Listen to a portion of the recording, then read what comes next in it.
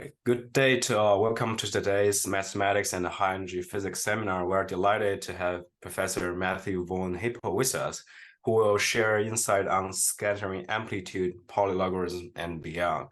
After earning his PhD at Stony Brook University under the supervision of Professor Michael Douglas, Matthew expanded his expertise during postdoctoral position at the Perimeter Institute and the Bohr Institute. He's now a professor at CEA Salam. During this seminar, if you have any question, please kindly utilize the raise hand feature on Zoom. I will then grant you speaking permissions. Your active participation is much appreciated.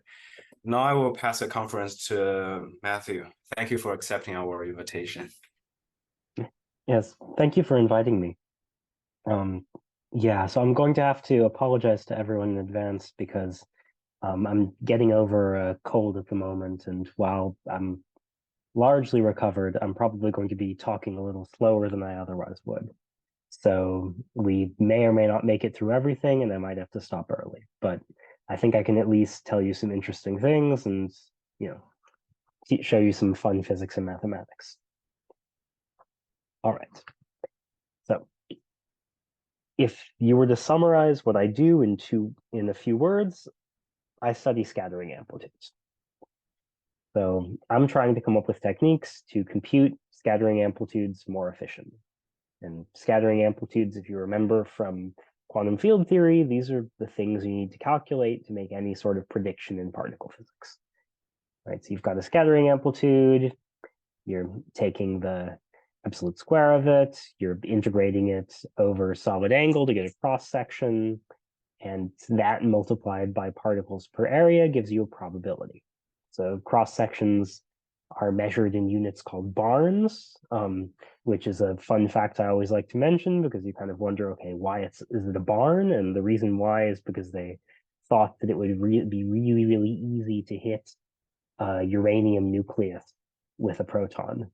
And so they had this, and there's this saying in English that it's as easy to hit as the broadside of a barn, that if you're shooting a gun at a barn or something, you're always going to hit. So in this case, they said, okay, a uranium nucleus, that's roughly as easy to hit as a barn.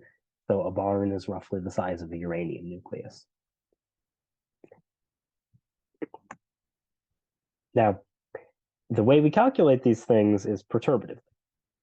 It's quite hard to get scattering amplitudes non-perturbatively. There's obviously methods to do that, but you can use them only in special cases. If we want to calculate something that's actually useful for the Large Hadron Collider, we need to do perturbation theory, step by step. And usually these days, it's still done with Feynman diagrams. So there's a few fancy methods that try to avoid them in one way or another. Now, you guys have probably all seen tree diagrams before. Trees are pretty easy to deal with. I'm going to be drawing a lot of diagrams in this talk, and they'll usually just involve a bunch of straight lines. These straight lines are just standing in for scalars. The techniques I'm describing all work if you've got other particles, if you've got gluons, if you've got fermions, anything you like. But usually the integrals you have to do are the same, regardless of whether you're looking at gluons or fermions or scalars. So because I care about the integrals, as we'll see later, I'm going to focus on scalars. And here's just a very simple example, right? You have a tree amplitude. You've got 6 external particles, right? You can think of this as, say, 2 in and 4 out, but usually we just think of it as 6. Crossing symmetry, remember, means that you can always relate an amplitude with some configuration to an amplitude with a different configuration. So 6 particles. We've got 1 propagator in the middle. That's the sum of these momenta. And so you can very easily calculate what the result needs to be. There's some coupling constants. There's momenta squared in the denominator. Very simple. Trees do get harder when you're doing things for gauge theory, and even harder for gravity. You have to write down a lot more diagrams and have to do a lot more complicated Lorentz algebra.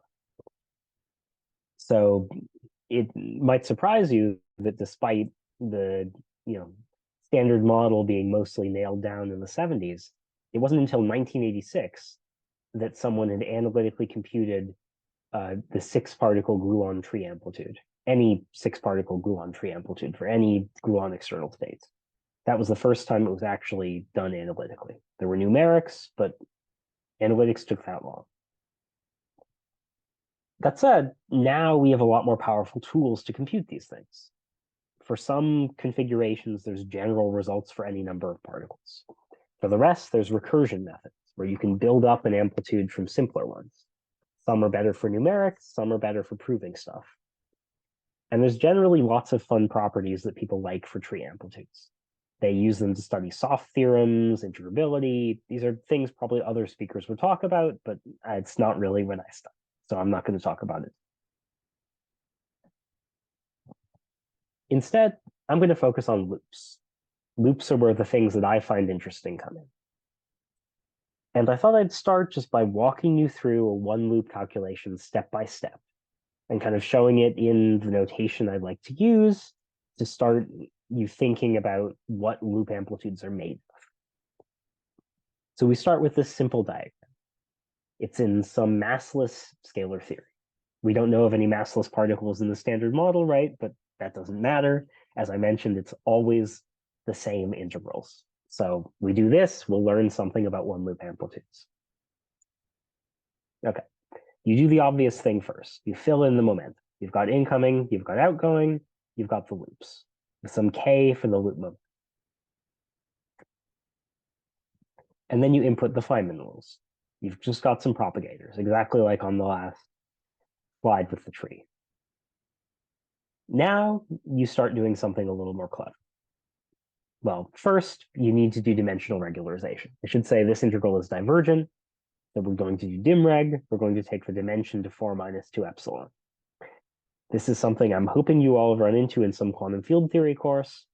If it's unfamiliar, please use the raise hand feature and object, and I can explain a little bit about what this means.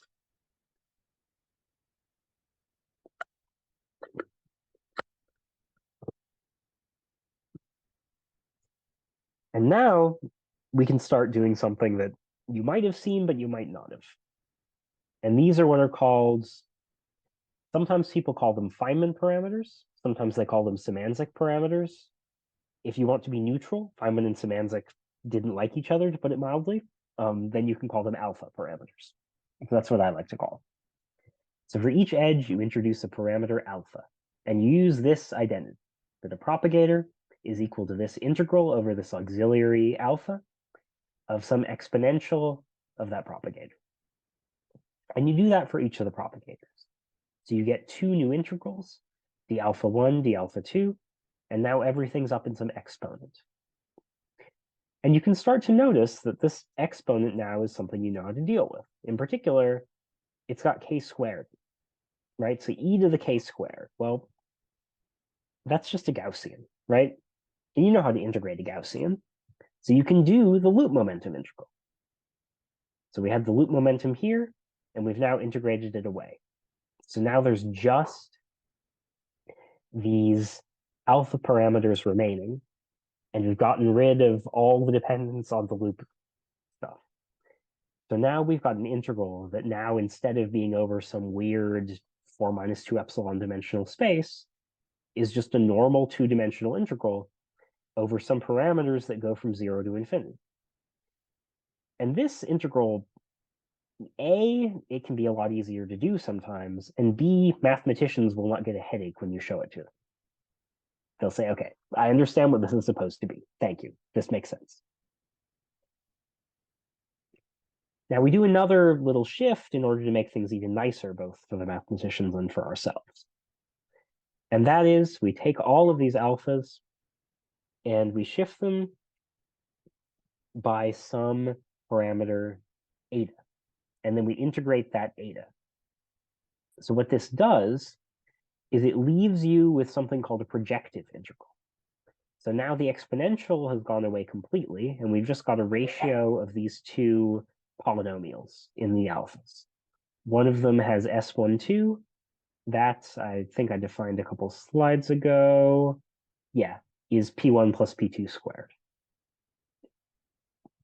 And this weird bracket thing is supposed to indicate that we've got these two alpha integrations, but then we've got a delta function. So in effect, we're just integrating over a relatively small range. Alphas can go from 0 to 1, but in particular, they're adding up to 1. So it's not quite a square, it's what's called a simplex.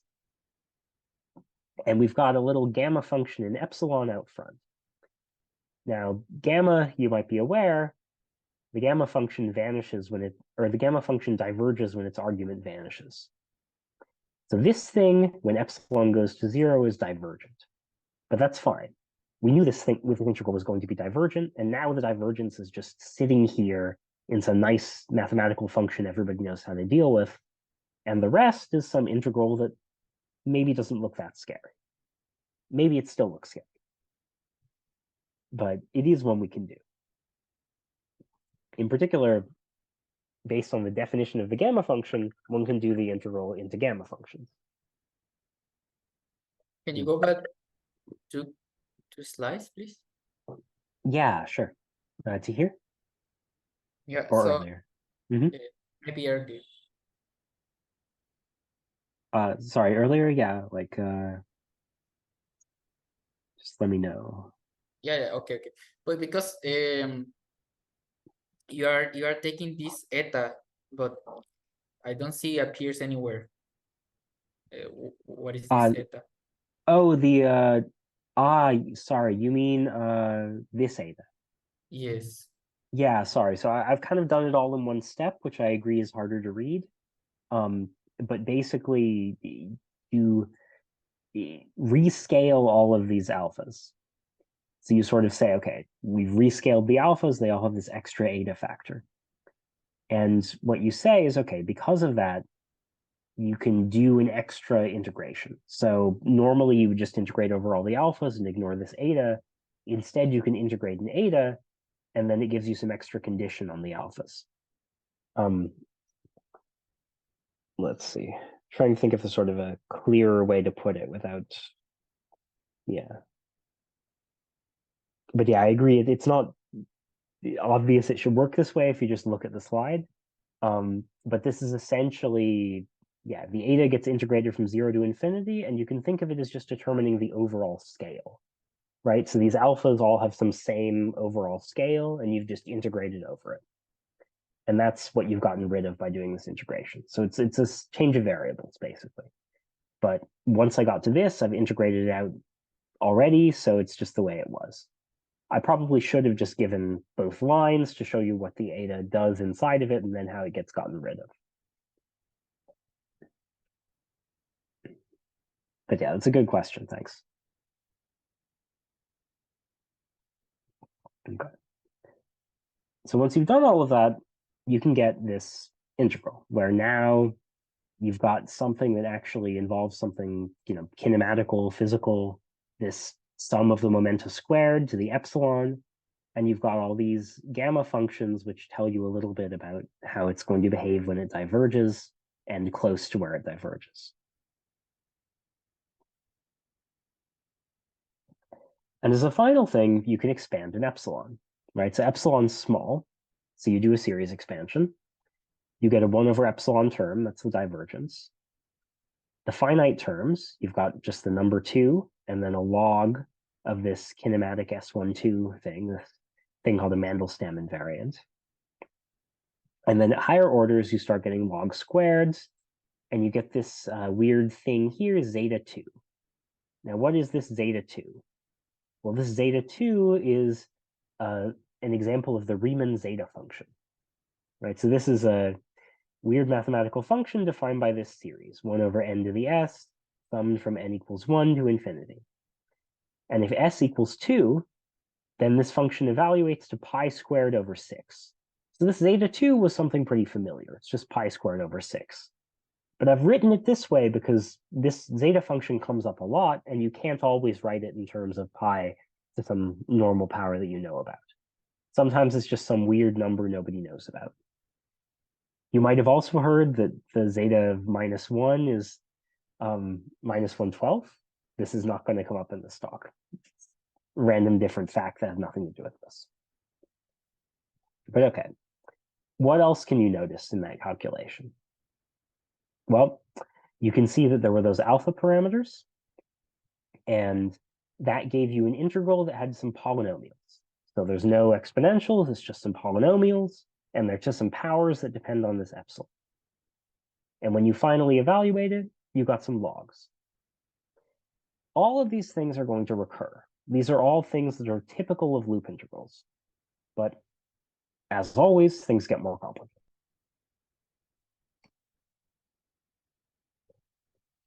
So you do the same kind of thing, introducing an alpha for each edge, integrate out the loop momenta, and you do an extra eta integral, which once again, I didn't write out.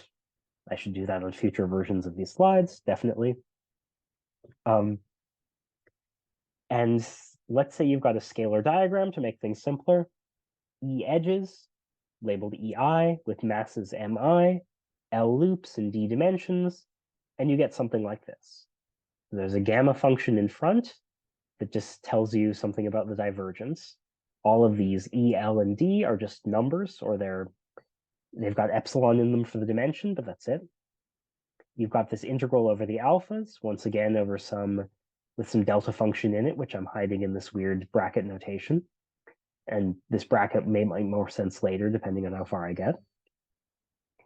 And you've got these two polynomials, U and F, both to some power that depends on epsilon. U and F, they're what are called graph polynomials. And these things are a very old topic in mathematics. They were actually studied by Kirchhoff when he was doing electricity and magnetism kind of research. They're circuit laws. But in our context, instead of being an electrical circuit, they're momentum flowing through a graph.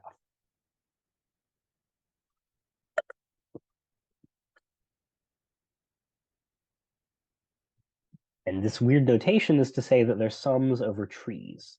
So you kind of draw a tree that spans the whole Feynman diagram. And then that gives you all the terms in this sum. And this one's a sum over situations where you have two different trees spanning the diagram. I'm not going into too much detail about these, except to say that these are relatively useful and they're just polynomials. And each one's got a fixed power in these alphas. So this U will have, let's see, I didn't write it down, but yeah, so the U polynomial you might remember from here, from this simple example, was power 1 in the alphas, whereas this is the equivalent of this F polynomial is power 2.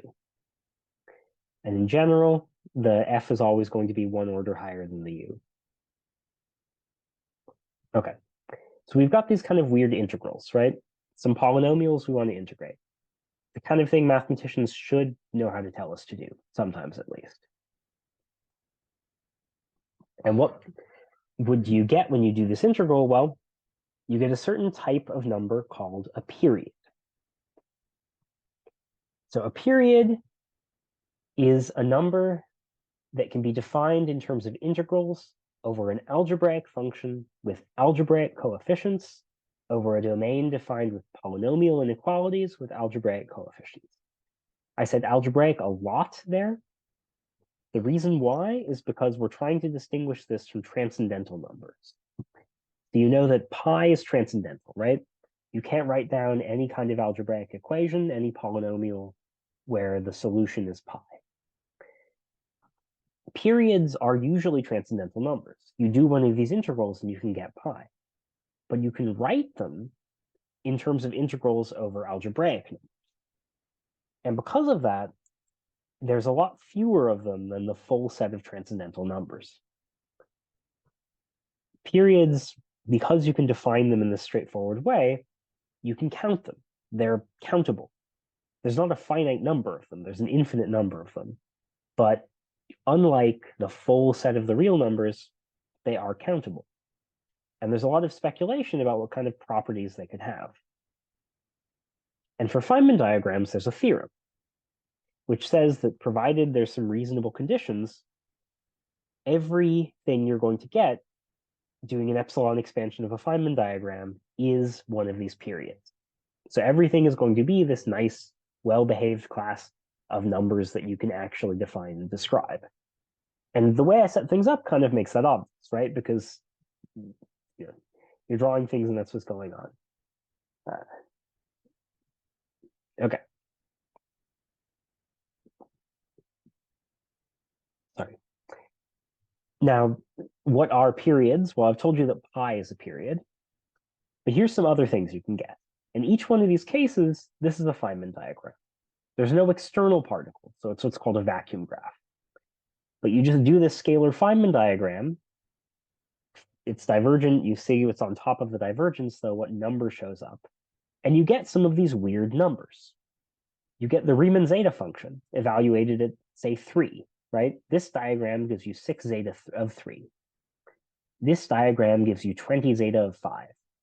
This one gives you 441 over 8 zeta of 7, and so on. So when you do these diagrams, you start running into these weird functions. And they just keep coming. And it seems like basically anything you could write down will show up. Now, I mentioned that zeta 2 is pi squared over 6.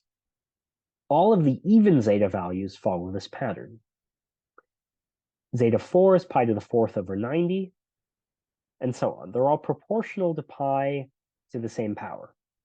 The denominator is weirder, but there is a formula for it. It involves Bernoulli numbers and things like that. So it's one of these more complicated things. But the numerator, super simple, just a power of pi. Okay, can I ask something? Mm-hmm. In these diagrams that you show, how can I interpret the lines that are crossing the side? So yeah, vertices or these? No, so you should think of the only vertices as being the ones with numbers. When the lines are crossing, that's just because the diagram's non-planar. You can't draw it flat without forcing the lines to cross. But the only vertices... There's no interaction, there's nothing. It's, the vertices are just at 1, 2, 3, etc. So those are interaction vertices. So like these are 3-particle, these are... Yeah, they're all 3-particle vertices. Oh no, some of them are 4-particle. Never mind. Yeah.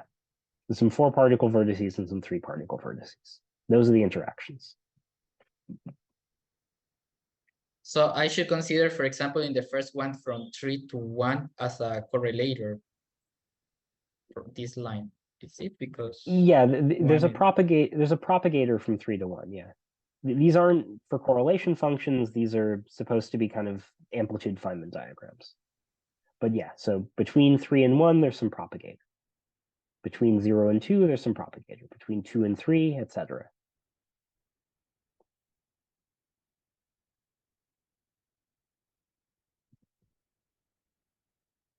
This guy, I think you can think of it as a 3-loop diagram. Doesn't look very obvious from this picture, but if you kind of flattened it out, that's what you get.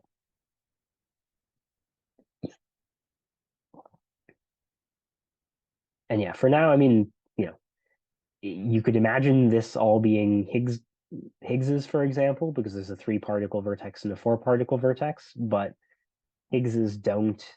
Higgs's have a mass, and these are massless diagrams, so these really are, in some ways totally unphysical. But again, the integrals you do are often the same, and so these kind of integrals come up a lot, regardless. Now, as you'll see here, these are these zeta 3, zeta 5, zeta 7. None of those are proportional to pi, or pi to any power. In fact, according to mathematicians, it's very hard to prove anything about them at all. There is a theorem called Paris' theorem that zeta of 3 is irrational. There's no proof it's transcendental, but there is a proof it's irrational. It's been conjectured that all of these things are not just irrational, but transcendental. Most mathematicians, I think, would believe that this is the case, but they can't prove it. So far, it's been proven that at least one of these 4 is irrational. Zeta 5, zeta 7, zeta 9, zeta 11. They don't know which. So that's the kind of thing mathematicians can prove. It's one of these very non-constructive proofs where it doesn't tell you anything about what you really want to know. But for all of these, there's a concept of something called transcendental weight, So zeta of n has transcendental weight n. For even n, this is counting powers of pi. You can think of pi as having transcendental weight 1, pi squared is transcendental weight 2, etc. Pi to some power, transcendental weight that power. These other guys aren't proportional to pi, but the idea is you can still think of them as having this weight. And in particular, all of these things, if they have different weights, they should be linearly independent. It shouldn't be possible to write down a combination with some rational numbers and these weird transcendental numbers, add them up and get 0, unless everything in there has the same weight.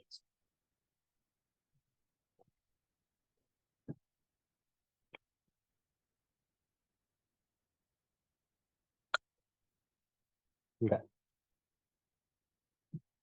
So I showed you that Riemann zeta function and Riemann zeta values.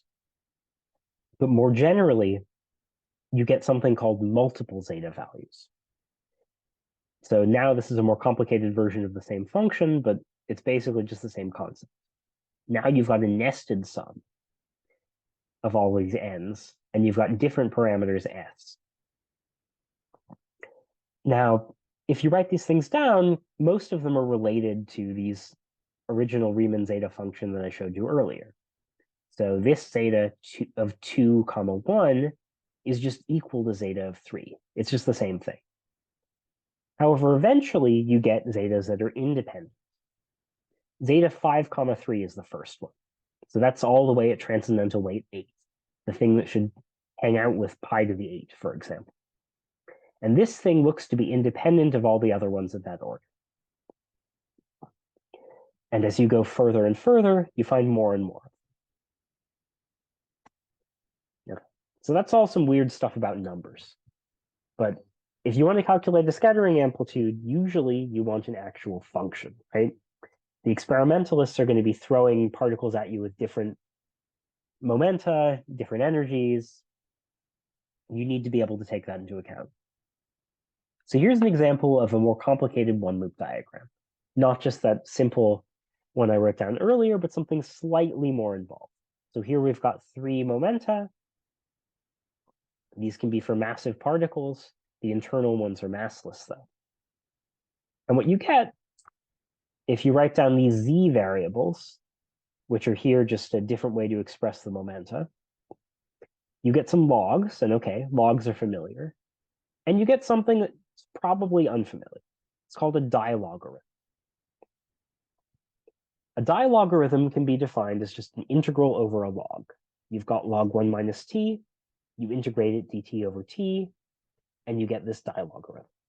There's a minus sign just to match some conventions that were established very early in these things, which now nobody can change, because that's how conventions work. So, the dilogarithm. Now, I'm pointing this thing out to you because this is also something that gets generalized. And it's also something that shows up in all of its many general forms across many different loop diagrams. So Li1, you can think of as that original log you integrated over. Li2 is what I showed you. Li3, you now integrate dt over t of this log, and you keep doing that. Dt over t of log 1 of the previous one is the next one. You can also write these things as series expansions. So z to the k over k summed, z to the k over k squared, z to the k over k cubed, etc. And you might maybe notice that these look a little bit like the Riemann zeta functions, just with z instead of 1 here. That's not an accident. That's exactly how they work. Now, it's not just classical polylogarithms. It's a more broad class. These can be called multiple polylogarithms because they have multiple variables. They also get called hyperlogarithms, just because mathematicians like to call things hyper when they're bigger. Physicists like to call them Goncharov multiple polylogarithms, because Goncharov was the mathematician who introduced them to us. He's kind of annoyed by this, though, because he didn't invent them, so he thinks we're giving him too much credit. Fine, he still helped us out a lot. And these things Remember how I was integrating dt over t for the classical polylogarithms? Now I'm integrating dt over t minus a for some other variable a. And so I get something that depends on a vector of variables called a weight vector, a1 through an. You can get all kinds of things in these. They can depend on anything in your Feynman diagram, all of the momenta and energies, all of the Mandelstam invariants, however you want to write it down. If you want, you can evaluate these at special points, and that can give, among other things, these multiple zeta values. Right? So I mentioned this wasn't a coincidence that things looked like the Riemann zeta function, and indeed, if you put in ones and zeros here, you'll get one of these multiple zeta values.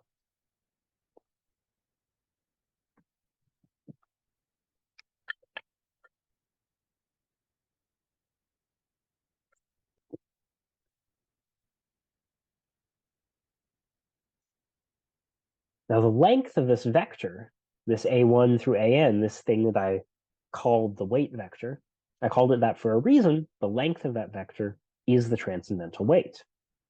And you can check that if you evaluate these functions for all of these n's, that for all the ones you put in and get some Riemann zeta value, it's got the correct weight for that. So these functions we can also think of as having transcendental weight. If we take a product, we just get a sum of the weights. So pi squared zeta 3 log z, that's weight 6. It's got weight 2 from the pi squared, weight 3 from the zeta 3, and weight 1 from the log z. And there's a conjecture, one that is at this point very well established, of maximum weight. In 4 minus 2 epsilon dimensions, the coefficient of epsilon to the k at L loops is at most weight 2L plus k. It can have lower weights. So you might remember a diagram we saw at the beginning where you had 2 and log. 2 is weight 0. It doesn't have anything transcendental. Log is weight 1. You could have them both hanging out together. But at one loop, the maximum you could have in a finite term with no epsilons is 2L, 2 times 1, just weight 2. So one loop, you can have dilogarithms, but you can't have trilogarithms. You can't have any of these higher things. You need more loops to get those. 2 loops will get you up to weight 4, etc. Now, for the most part, this is a conjecture. There's some classes of integrals where it's proven. There's some situations where you can show that you kind of have to have something that works this way. And in my favorite theory, called n equal 4 super Yang-Mills, an extremely supersymmetric and completely unrealistic theory, this seems like a lower bound as well. As in, nothing is either higher than weight 2L plus k or lower than weight 2L plus k. It's always exactly weight 2L plus k. And this is very mysterious, and I don't think anyone quite understands why.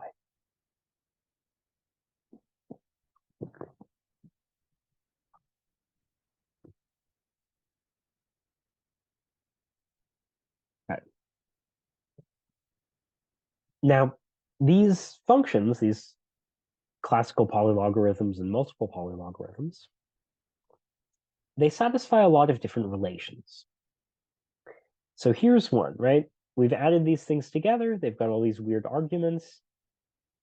And what we find is that we get something that seems simpler. So we get a sum of these with simpler arguments. Now, it's really important that we know these kind of relations. We want to know when 2 diagrams are going to give the same result.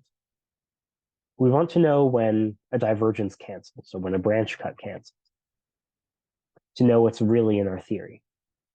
So it's really important that we understand when these relations are going to occur, when 2 things that we've calculated are secretly the same. And there's a tool to do this. And the tool is called the symbol. And it makes use of the fact that these functions have very easy to understand derivatives.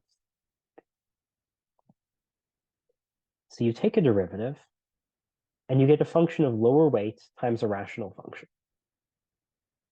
So the derivative of Li2 is log 1 minus z times 1 over z. You then use this to define the symbol. So this rational function here, you put the denominator in the last entry of the symbol. And then you do the same thing to what's remaining. So you take the derivative of this, you take the denominator, you put it in. And what you get is this symbol. So this says this thing is in some sense made up of, first, at the innermost integration, 1 minus z, and then the outermost integration, z. This one just has 2 places, but if you have higher transcendental weight, you keep going and it gets longer and longer. Some long tensor product.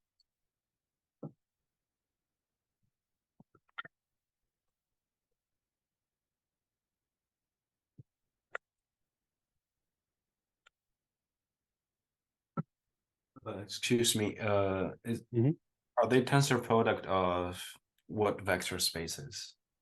Good point. Yeah, so you can think about these things as I think actually it's going to be probably better to show you in a couple slides because defining it in a nice formal way is not quite so simple, but it's basically there is kind of a vector space operation on these things, and you'll see in a couple slides how it works. Okay. Now I mentioned that this goes from the innermost branch cut to the outermost one. The length is the weight, and we call the objects that live in here the alphabet of the symbol. So these things define the branch cuts of your function. First, the initial ones on the innermost integration, and then the other ones if you continue to a different sheet. So the alphabet for Li2 is just z and 1 minus z. Now, this is kind of where the vector space comes in. So the letters of the symbol represent logarithmic branch cuts. So you can treat them like logarithms. So basically, any entry in the symbol, you can think of it as log that thing. And then the addition for them is just ordinary addition, which, if you're just looking at the argument, is multiplication because these are logs. So log A plus log C, so log B plus log C is log BC. And so a symbol like this, A tensor B tensor D, plus a symbol like this, A tensor C tensor D, gives you a symbol like this, A tensor BC tensor D. And similarly, taking B to some power, you can instead factor that power out. You can just the same way you would with a log. So that's kind of the vector space that lives in these things. And this is very useful because what you can do is you can factor all of the letters in some complicated identity you're looking at into a shared alphabet. So you can represent everything with the same set of letters, maximally factored out such that they're irreducible.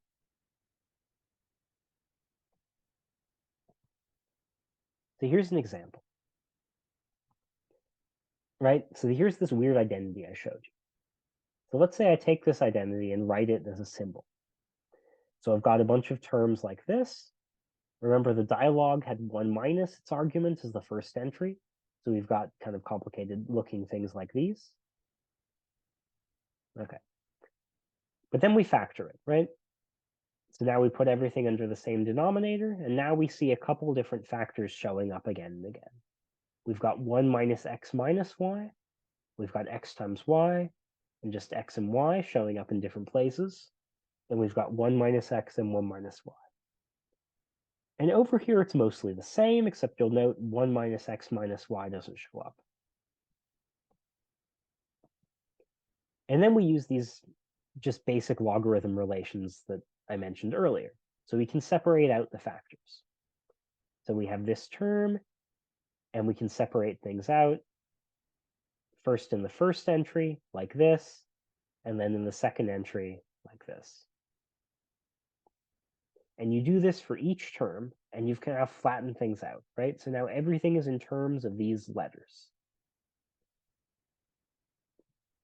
It was too big to fit on the slide, so I can't show you what this does for the whole thing.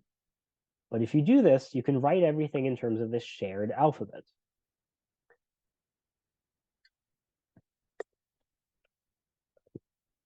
You factor all the terms, and the cancellations just become 100% obvious.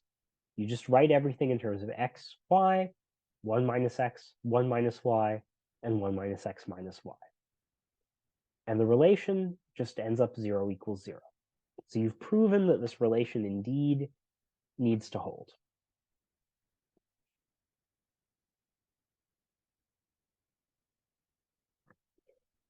Now, why would you want to do that? Well, if you can find these kind of relations, you can do some very powerful things.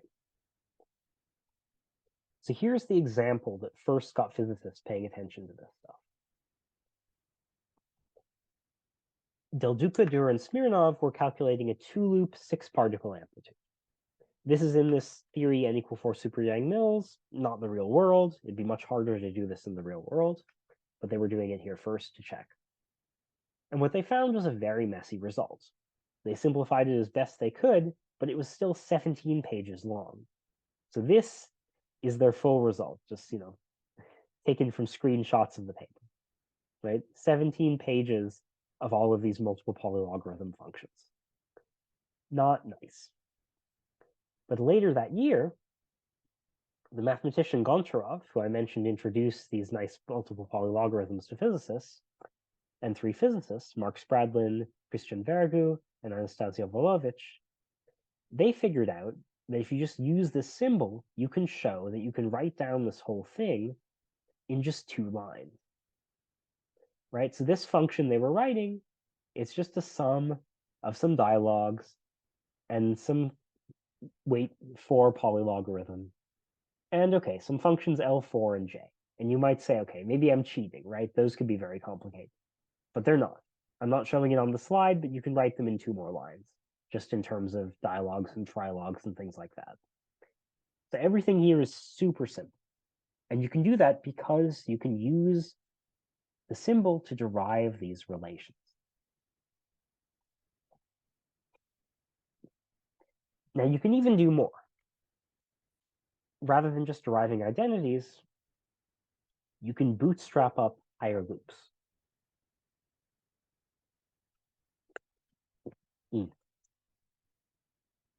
You start with a conjecture, what the alphabet needs to be. And you get this usually from prior calculations. You can look at this result from the previous slide, calculate its symbol, and see what shows up, for example. And then you just write down every possible symbol with that alphabet that has the right weight. I mentioned that in this theory, uniform transcendentality means it always has the same weight in any given loop. So you only need to check one sum of different functions. This can be a very big sum. A very big ansatz with a lot of parameters to fix. But then you come in and you demand that your ansatz make sense. You demand that it has the right branch cuts, that it has the right symmetries, and you bring in information from all the other information you can, from different approaches, things like integrability, things you may well have heard of for other people in this series and might later. Anything you can use to constrain down the ansatz.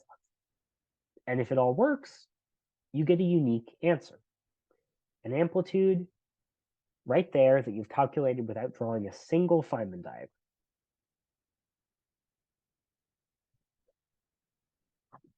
So I figured I could just walk you through a few of the things that go into this kind of calculation. Branch cuts are the simplest thing. Whenever a diagram has a branch cut, that means that there's some factorization. The diagram's being pulled apart on some channel. That means they correspond to some internal line going on shell, which means some Mandelstam invariant vanishes for massless particles. There's a more complicated relation called the Steinman relations. This one says that the diagram doesn't factorize the same way at the same time. It doesn't factorize 2 different ways at the same time. So it says that if you have a diagram that factors like this and a different diagram that factors like this can't be the same diagram. So they're two different terms in a sum. So if you take both of these discontinuities around this branch cut and around this branch cut, the amplitude should vanish because there's no one diagram that has both discontinuities. This turned out to be quite powerful. And so we construct the full space of functions that satisfies these kind of restrictions. And if we just use branch cuts, it's a very big space. At 4 loops, there's almost 7,000 functions you can write down. At higher loops, we haven't even done the calculation. It just gets worse and worse.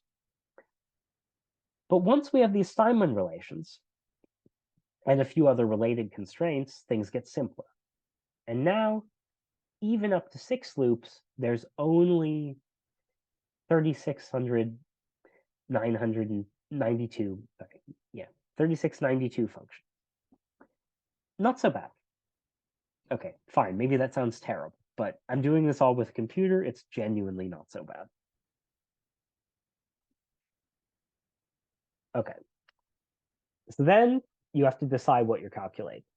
Those were just kind of general constraints that are true for any Feynman diagram. Now we want to be a little more specific. Now you can start out just thinking about gluons, right? Gluons have 2 helicities, plus and minus. So let's say you want an amplitude with all plus gluons. In a supersymmetric theory, this is actually going to be 0. Supersymmetry requires that all of these are 0. There are no amplitudes like this. Same if there's 1 minus helicity gluon, but all the rest are plus. So the first non-zero option is 2 minus goes to 4 plus. This is called maximally helicity violating, or MHV. It's called that because you can think of helicity as something that you might want to conserve. So you start out with 2 minuses in, you want 2 pluses out, you don't want a bunch of extra pluses out. So this indicates that you're not conserving helicity, you've got extra helicity coming out the other side. And that's fine, but maybe it means it's suppressed in some high energy limit. The next diagram then, with an equal number of plus and minus, is NMHV, next to maximally helicity violating.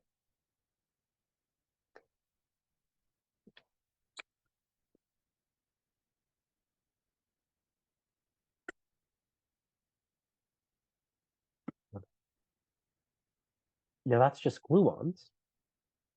By supersymmetry, you can actually derive all the other amplitudes from gluon amplitudes. So if you have these, you have everything. I'm just going to show you what happens when you try to construct the MHV amplitude. 6 particles, to be specific. You can impose Bose symmetry. You exchange 2 gluons with the same helicity, you should get the same result. That cuts things down by, a factor of 5 or so, depending. It's more powerful the further you go. You impose supersymmetry and some extra relations that come from supersymmetry, and you cut things again about in half. So now there's only one parameter in the one-loop amplitude, just an overall factor. Everything else is fixed by just these general considerations. You don't need to draw any Feynman diagrams, just require that it obeys normal physics. And there's only one possibility up to the scale for the one-loop amplitude. 2 loops, there's a bit more. 3 loops, there's a bit more. Not a lot. You can almost imagine doing this by hand. Then you look at the collinear limit. Collinear means that 2 particles are lining up. Gluons are bosons, so you know that when the 2 gluons are almost lined up, it's effectively as if there's a single gluon. So your amplitude should be equal in that limit to the 5-particle amplitude. Should be just determined by that 5-particle amplitude. And that's a very powerful constraint. You add this requirement, and the amplitude's uniquely fixed all the way up to 4 loops. So up to 4 loops for these 6-particle amplitudes. You don't actually even need to know anything more than just these basic physical requirements. And a 4-loop amplitude is fixed.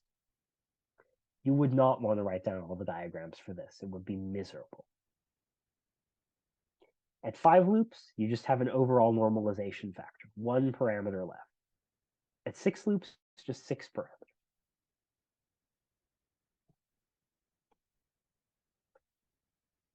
Finally, you want to fix those. I mentioned we bring in help from a lot of different approaches. One example is an approach called integrability. So this is a very different picture. They calculate these amplitudes in a dual form as Wilson loops, and they think about them as some sort of string wiggling across the thing. It's a very different perspective. And the way they calculate it is like an expansion around the collinear limit. So by matching to the first order in their expansion, to the second order in their expansion, we can fix the remaining terms, getting a unique, correct answer for the amplitude. So I say here 0, 0, 0. That's not to say the amplitude goes away. That's to say there's no more parameters. Every parameter, we've replaced it with a number. There's just one answer for the amplitude, all the way up to 6 loops. And in fact, all the way up to 7 loops, so I didn't show it in those tables. So we can actually get 7-loop numerics. This is probably the only time for a long time that you'll see 7-loop numerics, a graph of what actually happens when you've got a 7-loop amplitude. And they've got some sort of weird properties, like the ratios between loop orders sort of have this kind of smooth behavior where they're kind of flat over here and they spread apart on the edges. They cross 0 at various weird points, which is why it looks weird here. But in general, we can actually do this. Get 7-loop amplitudes purely just out of thin air. Now, I can't give you a pretty formula, though. I can't just write this in 2 lines. These things are messy. 3 loops, one of my collaborators at the time was thinking about putting the equation in his thesis. So he plugged it in LaTeX to see how long it was. It was 800 pages long, just the 3-loop amplitude. It's like, a Game of Thrones book. 5 loops, you're not going to plug it into LaTeX. It'll crash. I've tried. It crashes. But you can put it in a text file. And the text file is 300 megabytes. So that's like, a video, right? Like a Dragon Ball Z episode, right? Now we're up to 8 loops. Or the other people working on this are up to 8 loops. And it's just ridiculous complexity that you can find here.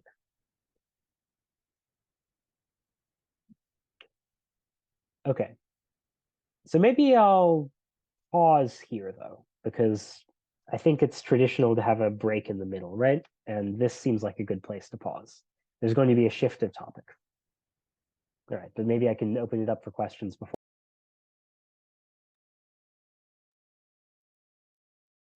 Hi, welcome back.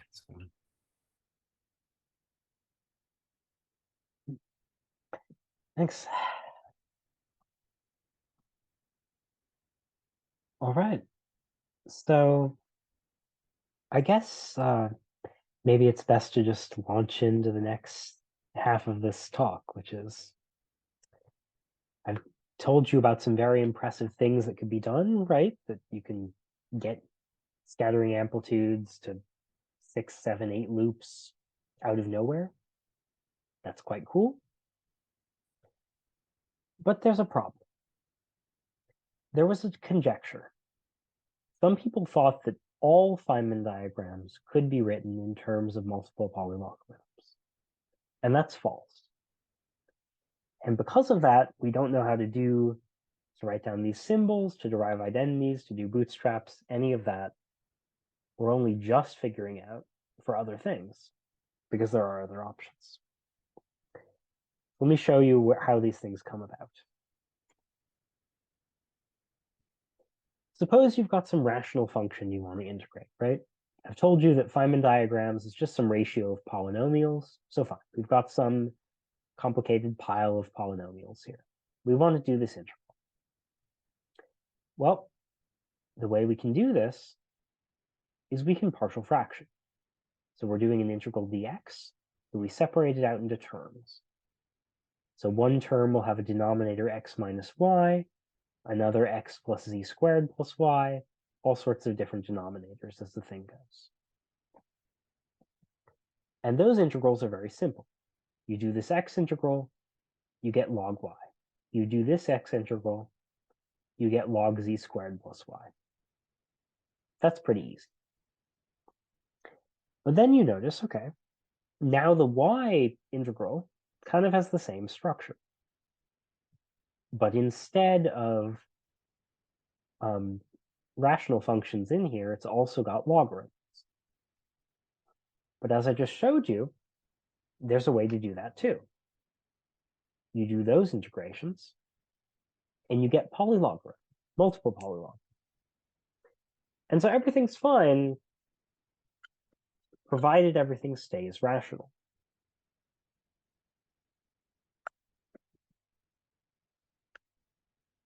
So here's another example. If you wanted to partial fraction this one out, you get a square root in this y variable. And you do the integral, and now your log and your function outside contain square roots. And this, you can't partial fraction. You don't know how to deal with it. That's the problem. You can't just write this in terms of a polylogarithm. Now let's say you just have a square root of a quadratic polynomial.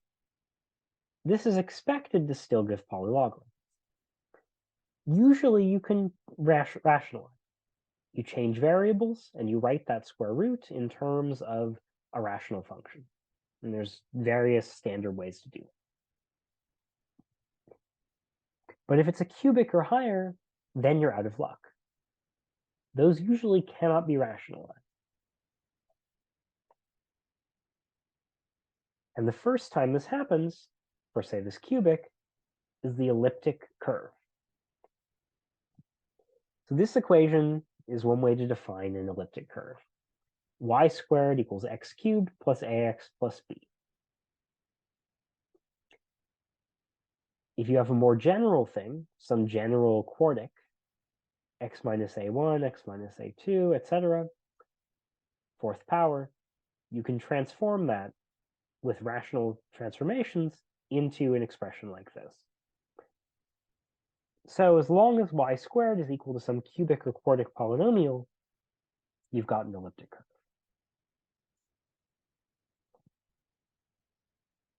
And these kind of elliptic curves make it so for some diagrams, it's impossible to write them in terms of multiple polylogarithms.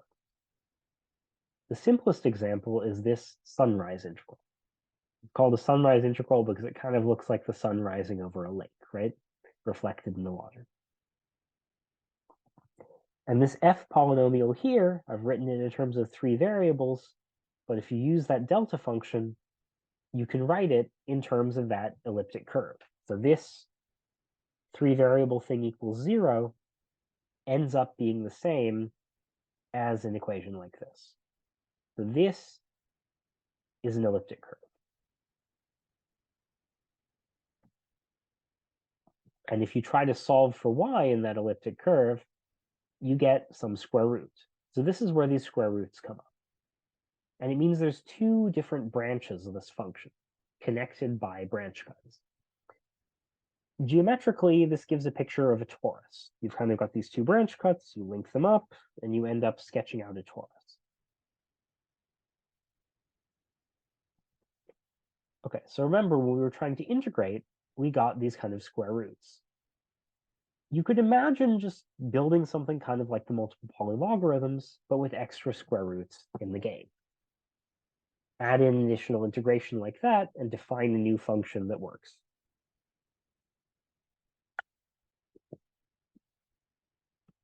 You can do this, but it's kind of subtle. You might notice here there's 2 different lines, not just one vector. That's one of the subtleties. You need more different classes of things you're integrating, not just the sort of intuitive ones. But recently, some people figured out how to write this down in a way that was nice and straightforward and useful. And people could understand it and do something with it, at least in the physics context. As an alternative to doing that kind of approach, you can instead think about the torus itself. You get iterated integrals on the torus. You write the torus itself as some space and have integrals there. There's a story with modular transformations, which I don't think I'll have time to talk about. And there's a bit of an older formalism to deal with. But it turns out these two pictures are equivalent. You get two different formalisms, two different pictures, but it's the same math, it's the same basis of functions. So these are called the elliptic polylogarithms. And they do exist.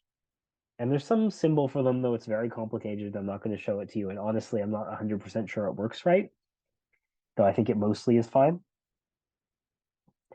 But then things get even weirder. Because you can get even worse things than elliptic curve, you can get Calabi-Yau manifolds. Right? So you've probably heard these things mentioned in string theory context. Right? This is what you curl up the extra dimensions on. Well, they show up here too, for seemingly totally unrelated reasons. And if we write a higher loop version of the sunrise diagram, people also call it a banana diagram. As you can see here, it's kind of like a bunch of bananas. Now you've got something dependent on more variables. And it turns out, for this diagram, the thing is a Calabi-Yau manifold. So you have these integrals now, not just over a single variable, but a square root involving more than one variable, some higher dimensional space that you can't separate out.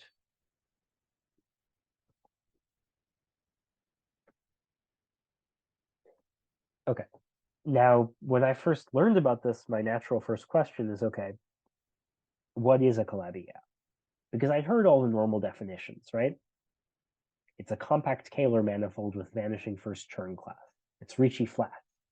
It preserves one supersymmetry when you compactify things on it. Okay, these are all, important definitions, very relevant in string theory, not very helpful for me.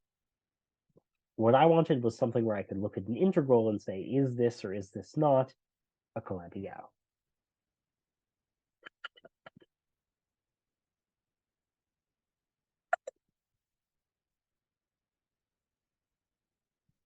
So let me give you a more useful requirement.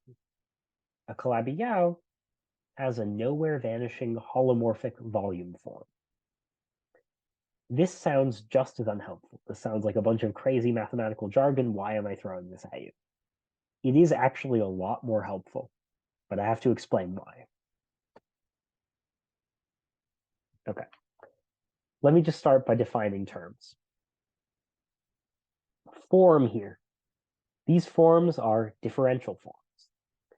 If you haven't seen them, they're basically a more rigorous version of integrands. So a form is something you can integrate. That's just sort of the core definition what it is.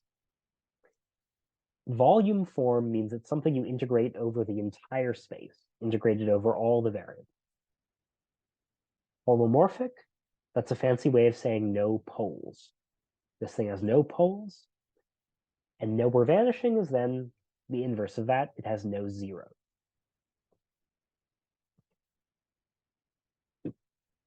Okay. Now we're going to be thinking about these things in projective space. You start with normal complex space, and then you identify points under a rescaling. So I say that this is the same as this, when I've rescaled all the coordinates by the same lambda. When you do this, you're effectively dropping the dimension by 1, right? You've identified all of these points, they're the same, so it's a space with one fewer dimension. And it now includes a point at infinity. You can think about extending these things all the way out to infinity and identifying them all the way back down, almost to 0. But if you want to pick coordinates, you can fix this lambda. One way to fix it is to make some requirement, to say that you add all these things together and they have to equal 1. That fixes lambda. That is precisely what those delta functions did way back when we defined alpha parameters. That's what that was for, secretly. That delta function was there because we were doing a calculation in projective space. And that's why the eta thing was so confusing. It was me trying to avoid defining projective space. But when we do Feynman integrals, really, we're just already in the projective space.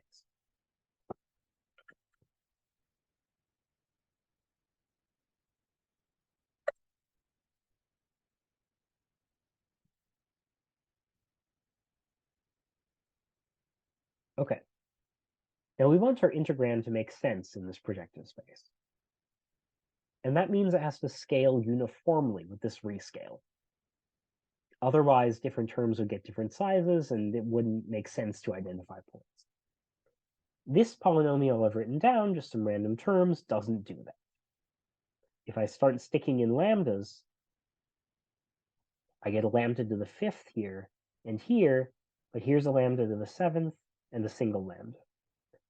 That shouldn't be allowed. We need to pick one. So let's say we pick lambda to the 5th. So my new polynomial I'm going to be considering that's actually something I can put in projective space just has each term scaling like lambda to the 5th. Must be a homogeneous polynomial is the term for this. It's got some overall scaling you can factor out.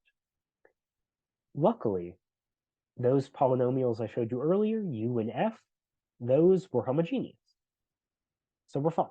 We're living in projective space for every Feynman integral.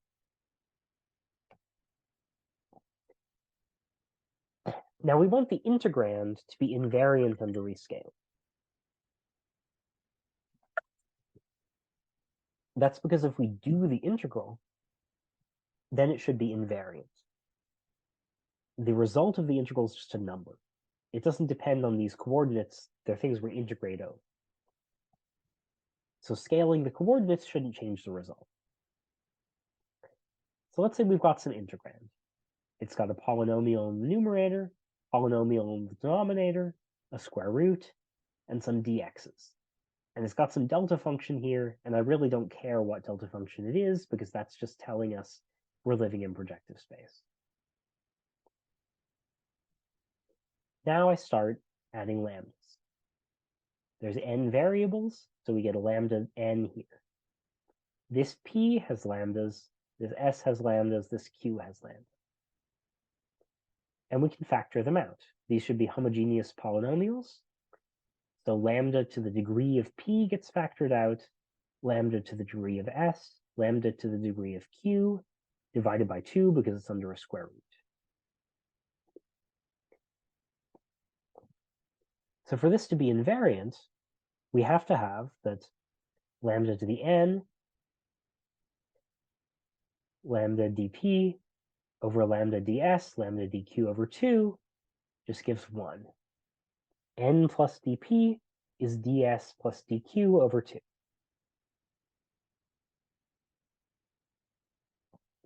Now, we demand that this function is nowhere vanishing. What does that mean? Well, we've got a polynomial in the numerator. Because it's a polynomial, we can always solve p equals 0. We're working in complex numbers. There's always a solution.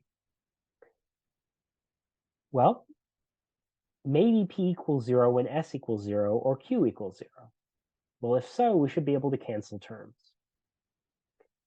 Otherwise, p equals 0 when s and q are non-zero, the integrand vanishes. It's not nowhere vanishing. So that's not allowed.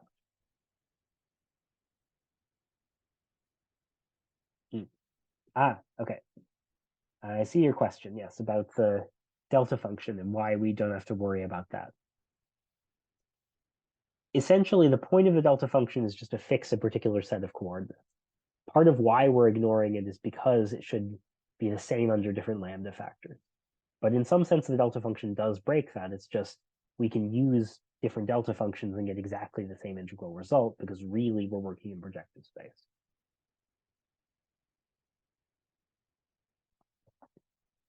Okay. So P, this polynomial, cannot appear. It would give vanishing. Now what about S? Well, S has the same problem. We can solve for S equals 0. If S equals 0 somewhere, the integrand has a pole. Thus, S cannot appear. So Q is the only thing that can appear here. And we need N is degree of Q over 2. The number of variables is degree of Q divided by 2. Can we find something like that in a Feynman integral? Well, it could be a little complicated if we look at all the different variables. So let's look at a simpler case where there's only one polynomial we need to care about. As a bonus, we'll get to ignore dimreg. It's always nice when you get to ignore dimreg. So there's two cases where things simplify. And they both happen for even dimension.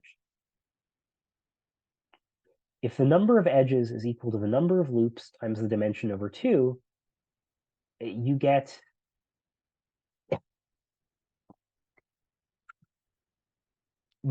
a kind of vacuum diagram thing usually, but you get in particular something that's superficially divergent. It's got a gamma of epsilon, just like that first diagram we calculated. But you can strip that off and ignore it. And the rest is just an integral. So you can just do that integral, and you only have the U polynomial. Mathematicians like these things. They call them Feynman periods. If instead you have the number of edges equal to the number of loops plus 1 times d over 2, then, well, my colleagues and I made up a term for these. We call them marginal. They're convergent, just barely convergent. So marginally convergent. At least for the superficial degree of divergence. And so you can again avoid dimreg. And now there's only an F polynomial that contributes. So in both of these cases, there's only one polynomial left. And in 2 dimensions, there's actually only one class of finite graphs that works for this, that gives you just the F polynomial. And they're the sunrise graphs, or the banana graphs, depending on what you want to call them.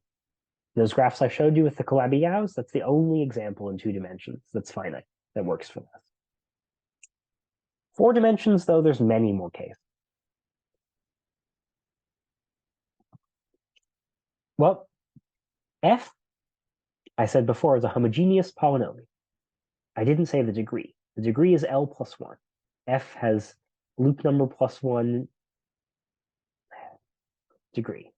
You could have seen that all the way in that initial calculation we did with one loop, where this F polynomial was degree 2. So F to the d over 2 has degree L plus 1 times d over 2, E in E variables. Now, if we do integration, we'll preserve. Each time we remove one variable, and the degree of the denominator decreases by 1. So the first time we encounter a square root, we have n variables left. The square root, then, includes all those variables with degree 2n. And so the counting works. N equals dq over 2. For these kind of objects, the first chance we have to encounter an obstruction, provided it actually includes all the variables it needs to, will give us this thing that Calabi-Yaos were defined in terms of this non-vanishing holomorphic volume form. So I can walk through things in a little bit more detail in 4 dimensions. And I'm going to use massless propagators. The mass term makes things a little bit more complicated. The F polynomial is linear in every variable, so we can always do one integration. And we always get some product of these polynomials that come when you separate out F according to whether it's the coefficient of this variable we're integrating in. Each of these is still linear in every variable. So we do one more integration. Now we get a more complicated denominator and some logs. This denominator is now at most quadratic in each variable, because these f's are at most linear in each variable. If we want, we can do one more integration, but now, generically, it's going to introduce a square root. And the polynomial is at worst quartic in each variable. This is the first square root that can show up in this calculation. So the dimension of this Calabi-Yau that we're worried about is bounded. Maximum 2L minus 2. For one loop, 2L minus 2 is 0. One loop diagrams can never give Calabi-Yau manifolds. They can always be written in polylogs. This is proven. Two loops, though, can already give not just an elliptic curve, but a two-dimensional Calabi-Yau manifold, something that gets called a K3 manifold.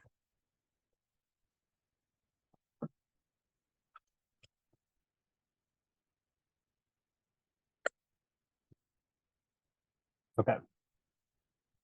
There's one more property that we need. Suppose that Q had some x minus a squared in it. Then you can factor it out, and you've got a pole. So Q has to be what's called square free. This means that not every case will have that has a square root will have this Calabi-Yau shown. You actually need it to be square free. And that's what we check for typically. You actually need a bit more if you want to be really serious about this. In particular, there's a problem if the Calabi-Yau is singular. So if a polynomial here is singular, then there's points where the divergence of this thing equals 0. Near those points, it's going to behave as if there's a pole. You can deform it, though, and get a similar geometry but smooth. Sometimes mathematicians care about this. Sometimes they just kind of assume that you'll be fine, you can do this. A quote from a mathematician I encountered recently is, a Calabi-Yau is whatever you want it to be.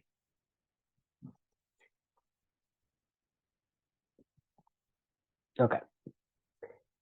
So what we did was we started looking for situations where there are these square-free polynomials in these holomorphic non-vanishing volume forms, where there's Calabi-Yau manifolds in Feynman diagrams. And we found a lot of them. Infinite families, where at each order, these things are irreducible Calabi-Yaus. We call them after various microscopic critters because we're silly and whimsical people. So these ones we call tardigrades because they kind of look like these tardigrade creatures. Don't know if you've seen these guys before. They're surprisingly resilient. They can live in all sorts of weather. And we thought that, well, this part looks kind of like the mouth. These look kind of like the legs sticking out. Here's some wrinkles on the side. You know, it's a tardigrade. These are maybe clearer. There's a paramecium and an amoeba. Sure. So these things, any loop order, you can find these, and they're as bad as you can get. They match the bound. They're the worst Calabi-Yau manifolds you can get in a massless theory. And there's an example at two loops. So this little guy, this guy has a K3 in it, right? So this guy is worse than elliptic. It's some weird Calabi-Yau manifold already. And it turns out it's actually important for particle physics. If we add some masses to this thing, it's going to be a diagram that will contribute, for example, to, say, two gluons at the LHC makes some top quarks and the Higgs. And that's something people are going to try to use to measure the Higgs coupling to the top quark.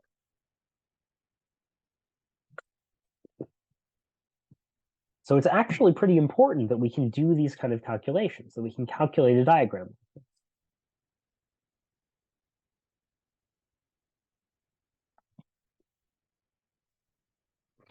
Now, there's examples that don't follow this pattern, that don't have these kind of marginal integrals where there's just an f under it and I can just do all the math.